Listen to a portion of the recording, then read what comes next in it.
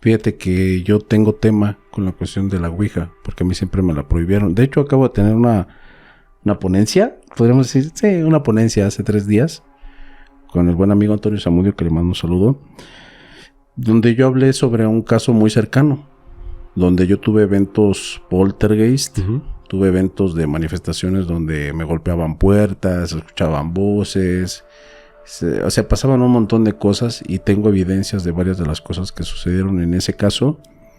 Y no la jugué yo, simplemente hubo la invitación y aún así fueron las manifestaciones. Y lo interesante del caso estaba, de hecho yo lo presentaba en esta conferencia, que yo tampoco tenía autorizado por parte de mi madre el llegar a jugarla. Me decía, ¿sabes qué? Pues ahorita que estás chiquillo, pues no la juegues, o sea, no te la recomiendo.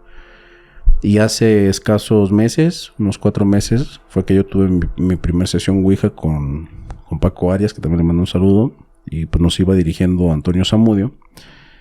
Y lo interesante del caso, Eric, es que en la casa donde estábamos haciendo la sesión Ouija, se hubo manifestaciones. ¿Qué está señalando? ¿Está señalando un 3? ¿Qué quiere decir el 3 o 4? ¿Qué es lo que ven ustedes en la plancheta? ¿Es un 3 o un 4? ¿Qué es? Un 3. Ok, pregúntale sobre el 3. ¿Qué significa el 3?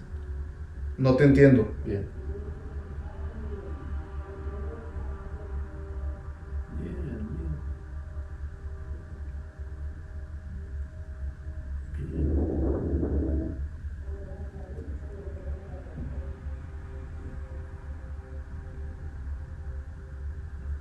Uy, se cansó la plancheta, cabrón. ¿Entendiste? Sí, yo creo que fue ahí. Se empezaron a arrastrar cosas, se empezaron a escuchar ruidos. Y a mí me sorprendió bastante porque hay ciertas similitudes de los eventos que hubieron ahí en la sesión Ouija a los eventos que yo pasé hace algunos años cuando rechacé la invitación a jugar la Ouija. Que sí, justo está muy ligado al fenómeno poltergeist. Pero también nosotros en la investigación de varios fenómenos poltergeist famosos y con experiencias propias, también llegamos a la conclusión, y no es una conclusión nuestra. Esto sí es una investigación seria que se hizo al respecto de la relación de los fenómenos poltergeist con los adolescentes. Y se habla de una fuga energética que tienes cuando eres adolescente, que estás pasando por 1000 cosas. Y sí hay una relación, pues si no directa, sino como bien marcada con estos fenómenos. A mí cuando me pasó todo esto, yo sí me estaba pasando lo de la niña. O sea, a mí esos años de los 13 a los, que serán 15, 16 años, o sea, sí viví una etapa muy difícil donde yo era, como, nadie me quiere, nadie me hable, o sea, sí, así mal plan. Y fue justo cuando me pasa esto. Mi hermana, si te pones a pensarlo, tenía la misma edad, 13, 15 años, cuando pasa todo esto. Hace poco a la hermana de Alex, que justo estaba como en esta edad, y también estaba como de repente con estas actitudes de adolescente al final de cuentas, un día que se puso así en su plan, bajó llorando que porque la habían espantado. O sea, sí hay como cositas así, y nunca más le pasó nada, o sea, fue solamente esa vez. O sea, entonces sí tienes como cierta relación, por ejemplo, hablando de los casos que yo conozco, pero hablando de casos famosos, por ejemplo, hay un caso de fenómeno poltergeist en el Reino Unido. No recuerdo el nombre del caso, pero justo también es una casa muy famosa allá, donde todo gira en torno a una niña de 14, 15 años. Que ahí sí estuvo más denso el tema, porque había daño físico en la niña. Más aparte, muchas cosas que se rompían, se caían en la casa. Y de hecho está considerada como la casa más embrujada del Reino Unido. Que gente que la visita ahora dice que sí hay cosas raras, pero que no es ni de chiste como te lo pintan en el caso. Entonces se puede hablar de que sí, a lo mejor la casa tiene algo como justo lo que tú comentas, de que en la casa pasaron cosas cuando jugaron a la Ouija. Más aparte, si lo sumas al fenómeno poltergeist, que va ligado directamente a un adolescente, es como la combinación perfecta para el desastre paranormal. Entonces tú crees que en este caso quien lo provoca es el mismo adolescente. Sí, al final de cuentas, como yo lo he visto, sí hay una relación directa. Que tal vez no es que lo provoques conscientemente, pero es tanta energía, porque, o sea, literal, o sea, yo recuerdo mis épocas de adolescente y si eran como demasiados sentimientos guardados y cosas así, que al final de cuentas debe de haber algo que repercuta. Claro, y fíjate que dentro del análisis que hicimos aquí con el investigador, con Antonio, en ese episodio donde yo le presenté cada una de las situaciones por las que estaba pasando en esa ocasión, la misma opinión. No había nada detrás. Sí. Eras tú. Eres tú. Y justo ese es el tema, que también lo puedes ligar como a otras cosas, como tipo, no sé, tal vez telequinesis o cosas así. Que gente que tal vez logra aprender a focalizar esa fuga energética que tenemos en esos entonces o en esa edad que a lo mejor es más notoria. Uh-huh. Pero a lo mejor hay gente que aprende a canalizarlo, a trabajarlo. Sí. Y pueden poseer este tipo de poderes, si lo quieres llamar así. No, pues son temas bastante interesantes. Hace un momento platicábamos un tema que tú dijiste, a ver, vamos a hablar sobre esta cuestión. Gente sombra. La única ocasión donde yo llegué a hablar sobre gente sombra fue precisamente con mi buen amigo Mark Krug, que le mando un saludo, donde hablábamos de ciertas manifestaciones o ciertos casos donde hubo manifestaciones de este tipo de entidades. ¿Tú qué definirías como gente sombra? Una aparición tal vez que no es tan clara como para poder decir era una mujer con vestido blanco, pelo largo, sino justo una sombra, o sea, literal, tal cual así es, poder ver claramente una sombra que no tiene razón de estar ahí, porque pues puedes entender el ver una sombra en una pared o así, pero por ejemplo las 2, 3 experiencias que yo he tenido con esto no tienen razón de ser. Yo las he visto cruzar delante de mí en un lugar donde no hay espacio para que se proyecte una sombra. ¿Y por qué viene todo esto? Y también ligado a lo del caso de mi hermana. Ella nos contó que lo que ella recuerda haber visto era una sombra de hombre bastante alta con un sombrero. Y justo de la gente sombra o del fenómeno de gente sombra, tal vez uno de los entes más conocidos es el del hombre del sombrero. Sí. Que se puede catalogar incluso a veces como un demonio, una aparición, o como gente sombra, porque cumple como con varias cosas de ellas. Entonces a mí me recordó hace poco eso, que es un tema que ya hablamos nosotros hace muchísimo tiempo, porque yo creo que el fenómeno que estás más susceptible a experimentar, aunque no tengas conexión con este mundo paranormal, yo creo que es algo que te puede pasar y tú ni siquiera cuenta te das. Sí. Muchas veces que dices, como que vi que pasó algo y volteas y no hay nada. Mucha gente, a mí me ha tocado que pues, estás platicando con ella y como que de repente voltean. ¿Qué pasó? No, es que vi que pasó algo, pero no, ya vi que no es nada. Y o sea, ellos siguen como con su vida, o sea, como que no lo asimilas. Pero a mí me pasó algo bien curioso. He tenido 2 experiencias con gente sombra en un lugar bastante cargado energéticamente en la Ciudad de México, específicamente Tlatelolco. Ok. El primero fue hace ya algunos años. Yo debe haber tenido como no más de 15 años. Iba caminando con mi mamá por la Plaza de las Tres Culturas, o sea, específicamente por la Plaza de las Tres Culturas. Sí. Debajo del eje central hay un puente que, pues, para que puedas cruzar como por abajo. Bueno, no un puente, más bien un túnel. Dentro hay una biblioteca, o sea, está como todo muy tranquilo, pero es un ambiente, se siente pesado. Como denso. La verdad es que se siente pesado. Nosotros veníamos caminando de regreso, pasamos por ahí abajo, eran 5 de la tarde, o sea, todavía había bastante luz. Y justo para salir de este túnel, vimos que pasó corriendo algo bastante rápido, o sea, justo como una sombra, pero los 2 lo vimos. De hecho, nos paramos porque pues, sentimos que íbamos como a chocar con él si seguíamos caminando. Ah, ok. Total, que damos 2 pasos más, que era para ya salir del túnel. Y en ese momento no nos cayó el 20 cuando lo vimos pasar corriendo, que nos paramos nosotros, de que no había dónde correr. Del lado derecho hay una pared como de 3 metros. O sea, no había dónde correr. Entonces fue en contra de la pared. Ajá, exactamente. Haz de cuenta que nosotros vamos saliendo, de este lado está la pared grande y lo vimos correr hacia la pared. Y nos quedamos, te digo, así como, ¿qué pasó? Salimos, no había nada y pues así como seguimos con nuestra vida. O sea, no le prestamos más atención. O sea, fue como muy raro, Pero tampoco hicimos demasiada bulla de eso, porque pues al final de cuentas Y solamente de ahí vimos una sombra. No pasó. No, de ahí no pasó, o sea, Ok, solamente y- vimos algo correr. Y como para que entienda la audiencia, ¿qué fue lo que pasó en ese espacio? Tlatelolco nosotros decimos que es un área bastante cargada de energías, porque desde tiempos prehispánicos, prehistóricos, bueno, prehistóricos no sé, pero prehispánicos por lo menos, Ancestrales, sí. han pasado cosas ahí.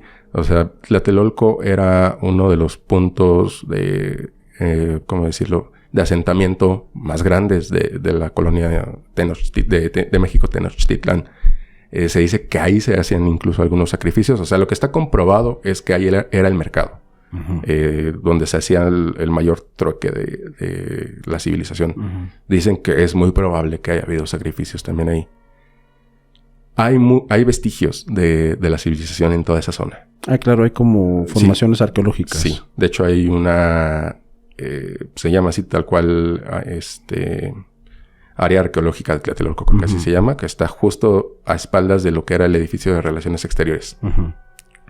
Que hecho, dato curioso, ahí encontraron los esqueletos de 2 personas abrazándose.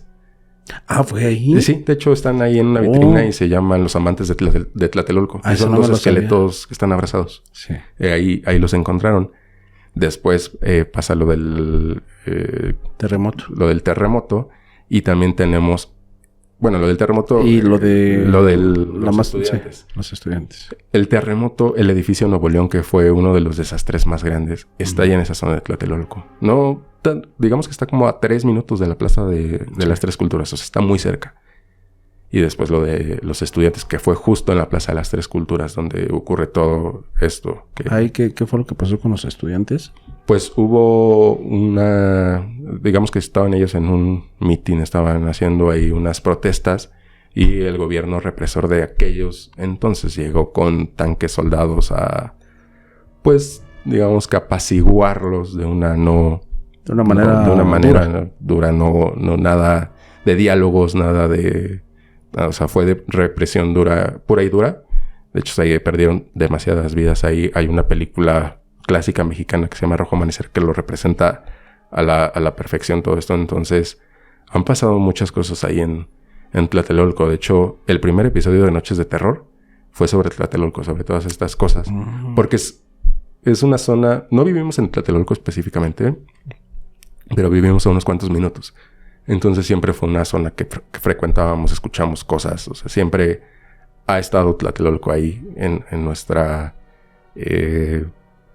puedo decirlo, cultura local de nosotros. Entonces decidimos ese ser nuestro primer episodio con el que hicimos la prueba de Noches de Terror. Que al final de cuentas no sabíamos que íbamos a estar 4 o 5 años después haciendo todavía podcast. Contenido de ese tipo. Fíjate, si me permites, me gustaría mencionar una historia que me compartieron precisamente de ahí de Tlatelolco. Ya se me había hasta olvidado, pero lo había dejado pasar.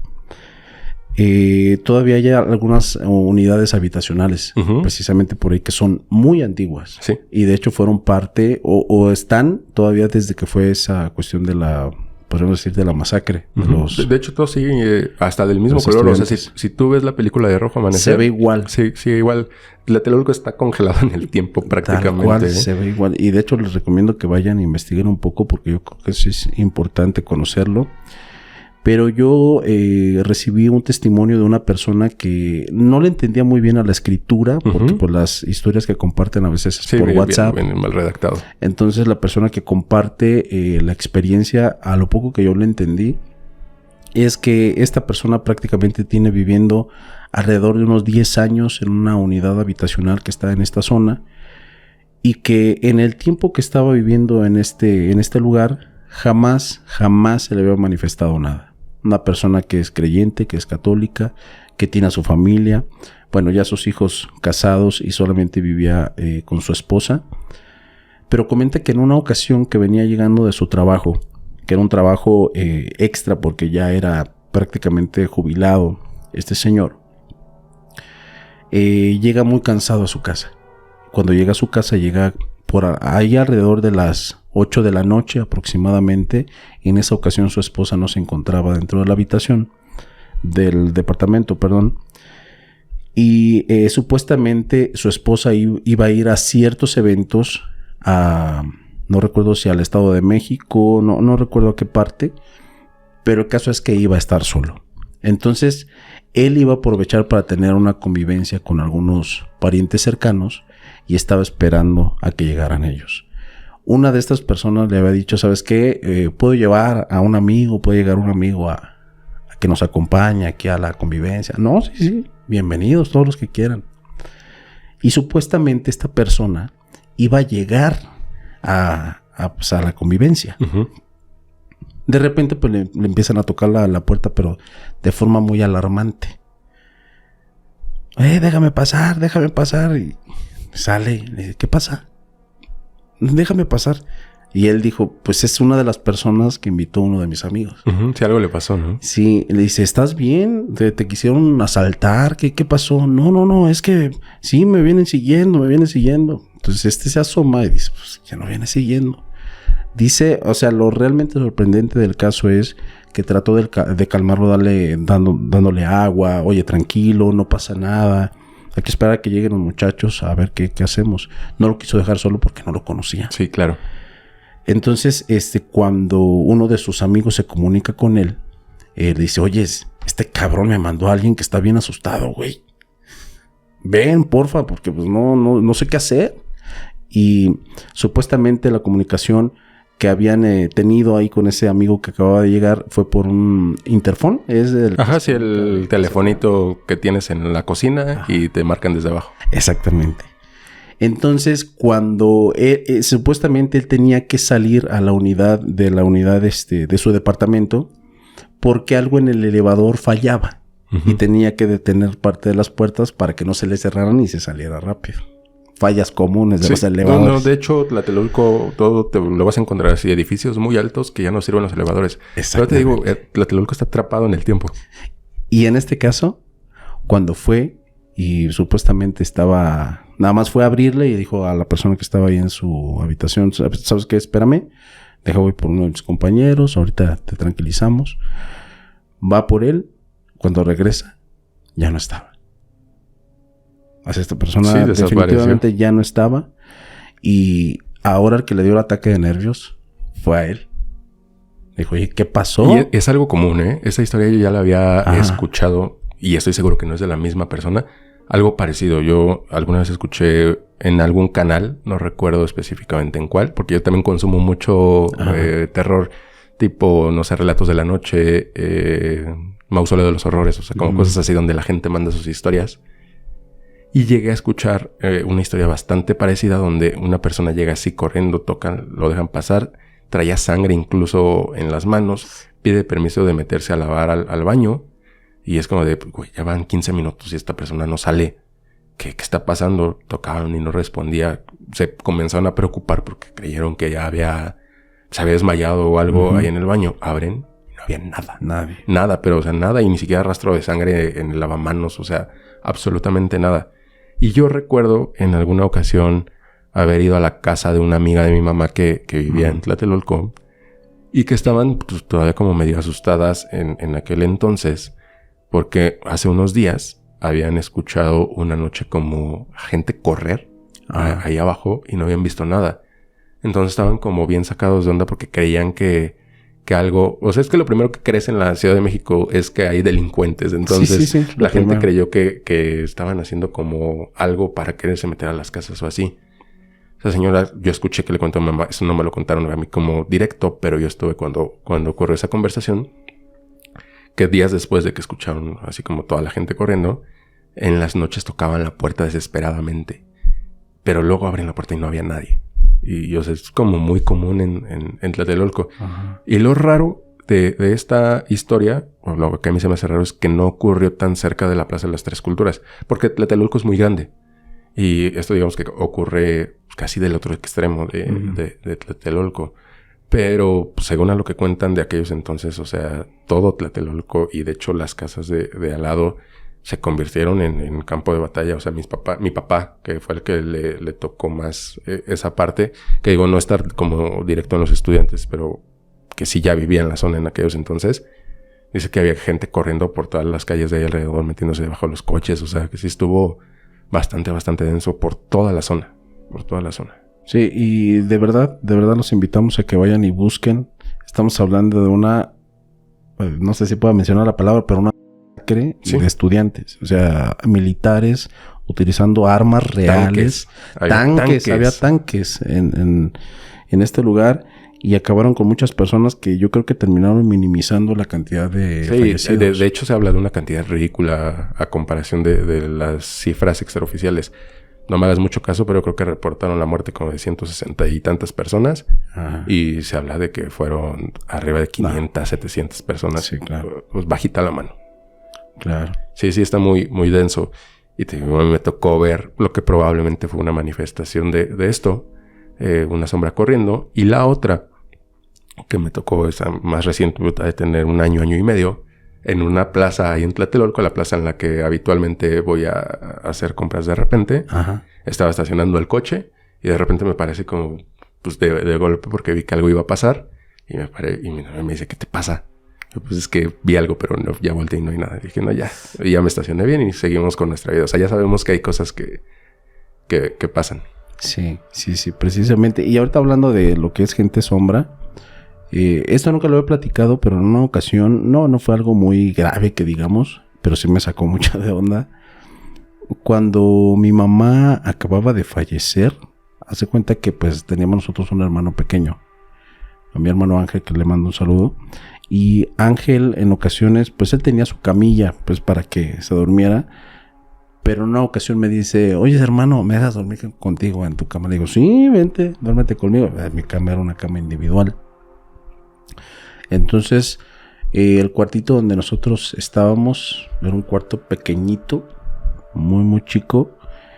Y haz de cuenta que yo lo tenía abrazado aquí lo tenía en mi hombro.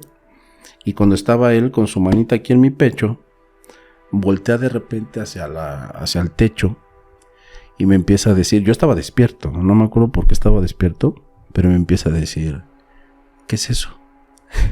Y yo de repente dije, ¿qué es eso de qué? Dice, eso que sale de aquí de la pared y se mete a la otra. Le digo, Ángel, yo no veo nada. Me dice, sí, mira, primero se ve como una luz y después se hace como una sombra. Y después sale la luz y se convierte en una sombra. Y te voy a decir la verdad, sí me asustó porque no era normal que él viera cosas así. Uh-huh. Lo que sí te puedo decir es que en esa casa donde nosotros estábamos viviendo, yo podría afirmar que era de las casas más viejitas que hay en esta ciudad donde yo vivo, en el rancho donde yo vivo. Y es la única ocasión donde yo podría afirmar que pues estuvimos en presencia de lo más similar que podría ser gente sombra. Es que, como te decía, el fenómeno a lo mejor más fácil de vivir, que a lo mejor muchas veces ni te percatas porque es tan rápido y casi tan poco visible. Ajá. Que muchas veces lo pudiste haber experimentado y no haberte dado cuenta. Yo lo catalogaría como la experiencia paranormal más común. Ajá. Y por ello lo que es más desapercibido, pero también yo creo que es la que más hay. Y hay muchas teorías al respecto. Mucha gente dice que pueden ser fantasmas. Hay otra gente que dice que pueden ser dimensiones paralelas. O sea, que es como... esto se representa como a manera de burbujas, ¿no? Las dimensiones. Y que justo el tema de la gente sombra puede ser cuando dos burbujas llegan a tocarse en cierto punto y tienes como unos microsegundos, milisegundos para ver qué está pasando en otra dimensión. O sea, la verdad es que queda como muy abierto. También la verdad se podría explicar como fatiga visual o cosas así. Uh-huh. Pero pues es un fenómeno que incluso se ha captado en video algunas veces. Entonces está curioso. Y quería cerrar con lo de la gente sombra porque una de las experiencias más aterradoras, con lo que me preguntabas al principio, que he tenido, que la verdad es la que más me avergüenza porque ya me ocurrió grande. Yo creo que ya tenía como 20, 21 años, ya trabajaba, pero seguía viviendo con mis papás. Tiene que ver un poco con gente sombra y parálisis del sueño. Ajá. Yo recuerdo que un día hacía un fin de semana, o sea, ya no tenía que ir a trabajar al otro día. Me desperté, no sé, a las 4 o 5 de la mañana. Y estoy casi seguro que era esa hora porque mi papá no estaba. Y mi papá hace unos años salía a trabajar temprano. O sea, se iba a trabajar a las 5 de la mañana y ya no estaba en la casa. Y yo recuerdo que me desperté con parálisis de sueño tipo a esa hora. A las 5 de la mañana. O sea, me recuerdo haber despertado, no poderme mover. Pero yo ya había tenido episodios de parálisis del sueño. De hecho, ya tenía como mi técnica dominada para poder salir de ella, que era como tratar de recargar fuerza en alguna extremidad. Así como literal cargando y de repente soltarla y ya me podía mover. Ok, empezar desde un punto. Ajá, haz de cuenta como literal cargar fuerza en el brazo, así, y de repente soltarla y ya como que me podía mover y reaccionaba. Sí. O sea, yo ya tenía dominada como esa parte. A mí eso me funcionaba. Y nunca había tenido como miedo. Obviamente, la primera vez que te da parálisis del sueño te espantas demasiado porque pues, no te puedes mover, sientes que te vas a morir, que vas a dejar de respirar, lo que sea. A mí me pasaba constantemente, pero pues entiendo que todo esto es por un tema a veces de cansancio. Tiene mucha explicación. Pero lo que fue diferente esa vez fue que no me funcionó esto. Y aparte de todo, yo comencé a sentirme rodeado. O sea, como si mi cama estuviera rodeada de personas. Cuando yo no me pude mover, traté de dormirme de nuevo. Me funcionó. Desperté como boca arriba, pero sí todavía no me podía mover. No sé cuánto tiempo haya pasado. Yo seguía sin poderme mover y seguía sintiendo estas personas, pero ahora podía ver sombras alrededor de mi cama. Y aparte de todo, escuchaba cosas. O sea, escuchaba como si estuvieran cantando, rezando, haciendo X cosa. Pues ya hasta me puse chinito de acordarme. Y dije, no, ya valió madre. Te lo juro que en ese momento me puse a rezar en mi mente. O sea, jamás lo hago. Jamás lo hago. Y ya como que me quedé dormido, me desperté de nuevo.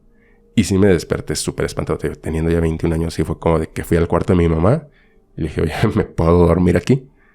Y me dijo, ¿qué te pasó? Yo le dije, mañana te cuento, pero déjame dormirme aquí. O sea, y teniendo 21 años. O sea, te digo, me avergüenza un poco porque ya estaba grande. Y aún así fue como, oye, ¿puedo dormir aquí? Porque sí me sacó mucho de onda. Sobre todo el haber escuchado. No el haber visto cosas, sino el haber escuchado. Fíjate que de estas cuestiones de gente sombra, no sé si en realidad era eso, pero te voy a contar un caso que a mí yo lo vi de forma muy cercana, aunque no eran familiares míos. Mi mamá, al dedicarse a la brujería, también hacía ciertas... No puedo decir que no exorcizaba lugares ni cosas por el estilo. Limpias, pero liberaciones. Limpias, precisamente. En una ocasión llegamos a una vecindad donde si te metías a esta casa estaban unos focos bastante grandes, pero aún con la luz a todo lo que daba, no iluminaba nada. O sea, todo se veía oscuro. Sí, justo como esta obscuridad incomprensible de ciertos lugares que se comen la luz, ¿no? Sí, y mi mamá luego también en su intento de coherencia decía, a ver, vamos a cambiar este foco. Entonces, a ver, ve, tráete tal foco de la tienda y que lo cambiaba por otro tipo de tonalidad, podríamos decir, y todo igual. Entonces, no sé, hacía ciertos diagnósticos, checaba, y ella comenzó a decir que sí había ciertas cosas, pero que ella no podía liberarlo. O sea, les dijo directamente, vayan a una iglesia, acérquense al sacerdote, confiésense, digan que acudieron a una brujita. Y que no les puedo ayudar. Que los regañen, pero yo creo que es la persona adecuada para que los pueda guiar en este caso. Híjole, fue algo impresionante. Yo te puedo decir que fue algo impresionante porque estas personas eran amigos aparte de clientes, amigos de mi mamá. En otra ocasión pues voy, después de que presuntamente habían hecho esta clase de proceso en la que hicieron la limpieza. Llegamos, la casa estaba igual, o sea, no cambiaron pintura, no cambiaron focos, no cambiaron nada. Totalmente iluminado. O sea, fue una cosa realmente impresionante. Y cuando yo estaba platicando con uno de los hijos de esta señora que era amiga de mi madre, le digo, oyes, ¿te acuerdas de lo que estaban hablando acá con tu mamá, con la mía? Y ya él era más grande que yo. Y dice, sí, de hecho el padre nos dijo algo interesante. Que presuntamente había ciertas entidades que se apoderaban de los espacios y se manifestaban como sombras, como oscuridad. Y a veces al apoderarse se apoderaban literalmente de los espacios, de la luz. Y que fue algo muy, muy impresionante para ellos porque tenía que estar toda la familia dentro del lugar. Porque cuando empezó el sacerdote a hacer supuestamente la limpia con el agua bendita, se vio como algo que estaba en las esquinas, que supuestamente era lo que hacía que la oscuridad se propagara, salió hacia abajo y se metió debajo de la cama. Y después, ¿qué haces con eso, no? Y yo me quedé así de... ¿Es en serio lo que me estás contando? Me dice, mira, yo no tengo necesidad de mentirte. Yo te estoy contando lo que a mí me preguntaste. Eso fue lo que pasó. Yo estaba ahí. Y me suena bastante a esta clase de temas. Sí, te digo, o sea, son varios fenómenos que se pueden como englobar en... desde el que veas a una persona así o algo que ya es recurrente. Ajá. Es un fenómeno bastante amplio. Lo podría llamar amplio. Esa es la definición correcta, te digo. Desde que lo veas pasar de reojo hasta que literalmente algo haya ahí. Y la explicación no sabemos cuál es. O sea, te digo, hay muchas vertientes.